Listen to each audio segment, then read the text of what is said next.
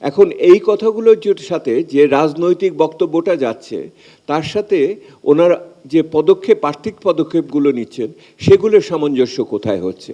আপনারা লক্ষ্য করে দেখেন, আমরা বলেছিলাম একটা কঠোর ভালোবাসার ভিতরে যেতে, অর্থাৎ আপনি এমন একটা বাজেট তৈরি করবেন যেই বাজেটটা আপনার বাস্তবতার সাথে সঙ্গতিপূর্ণ। কিন্তু আপনি যে বাজেটটা তৈরি করতে যাচ্ছেন সেটা কি তাই হচ্ছে? আমরা লক্ষ্য করছি বিগত তত্ত্বাবধায়ক সরকারের, অন্তর্বর্তীকালীন সরকারের বাজেট দেখে আমরা যেই কথাগুলো বলেছিলাম যে গতানুগতিক বাজেট হচ্ছে, সেই কথাটাই আবার পুনরাবৃত্তির দিকে যেতে হতে পারে বলে এখন আমাদের এই আশঙ্কার সৃষ্টি হচ্ছে আর কি।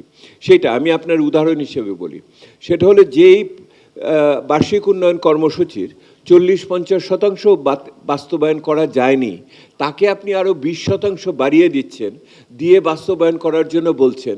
এবং ওইখানে যে 1500 প্রকল্প আছে তার থেকে আপনি নোংরা পরিষ্কার করলেন না।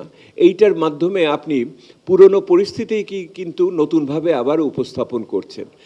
আপনি একই রকমভাবে আয়ের দিকেও যেই আপনি আয় করেন তার প্রায় 90-95% তিনটি খাতে, বেতন ভাতা, ভর্তুকি এবং দায়শোধ, এই তিনটিতে খাতে আপনার বাকিটা চলে যায়। অর্থাৎ পুরোটাই ঋণ করে আমাদের উন্নয়ন কর্মসূচি পরিচালন করতে হয়। তাহলে সেইখানেও যদি কোনো পরিবর্তন না আসে, বরঞ্চ সেখানেও যদি বাড়তি বাজেট আবার বরাদ্দ করা হয়, অথচ তার জন্য আপনি আয়ের জন্য যেই লক্ষ্যমাত্রা দিচ্ছেন জাতীয় রাজস্ব বোর্ডকে, তা তো পরিপালন করার কোনো সুযোগই তার নাই। 1,00,000 কোটি টাকার উপরে যদি আপনি তাদের আরও বাড়তি আয় করতে বলেন, এটা তো ওনারা করতে পারবেন না। এটা তো এখন আপনাদের সাথে বসে এখনই বলতে পারি আমরা যে 20-25% যে আয়ের প্রাক্কলন করা হয়েছে তা বাস্তবায়ন হবে না। তাহলে এই ক্ষেত্রে কি করার ছিল?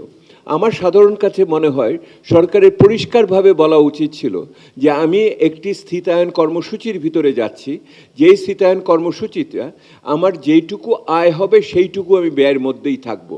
এইরকম না আমার ব্যয়কে লক্ষ্য রেখে আমি আয় নির্ধারণ করব যা অনেকখানি কাল্পনিক হবে। আপনাকে প্রকৃত আয়কে বিবেচনায় রেখে যদি আপনি করেন তাহলে আপনি একরকমের বাজেট হয়তো তৈরি করতেন। ওনারা রাজনৈতিক চাপের মধ্যে আছেন, এটা আমরা বুঝি। অনেক প্রতিশ্রুতি পরিপালনের কথা আছে, এটা আমরা বুঝি। পদ্মা ব্যারাজ তো আর এই বছরে হবে না, পদ্মা ব্যারাজ তো আগামী অন্য কোনো বছরে যে এটা হবে। এই 1 কি 2 বছরে ভিত্তিভূমিকে স্থিতায়ন করার জন্য ওনারা সেই কৌশল কিন্তু নিলেন না। এইটা একটা বড় দুর্যোগ হিসেবে থাকবে। এবং এটা যদি না নেন এবং এই ক্ষেত্রে যদি অর্থ আপনার না থাকে, তাহলে আপনি কোন জায়গায় পরবর্তীতে কমাবেন? আমরা বলি এটার ফলে বাজেটের যে অগ্রাধিকারগুলো আপনি ঠিক করেছিলেন এগুলো ঠিক রাখতে পারবেন না। এই যে বলছেন স্বাস্থ্য এবং শিক্ষা খাতে আমি বরাদ্দ বাড়াচ্ছি, যখন আপনার টাকার ত্রাণ পড়বে আপনি তাহলে কোন জায়গাতে বরাদ্দ তখন কমাবেন? আপনি কি তখন শিক্ষা স্বাস্থ্যতে কমাবেন? আপনি কি ভর্তুকিতে কমাবেন? নাকি আপনি দায় শোধ করা বন্ধ করে দিবেন?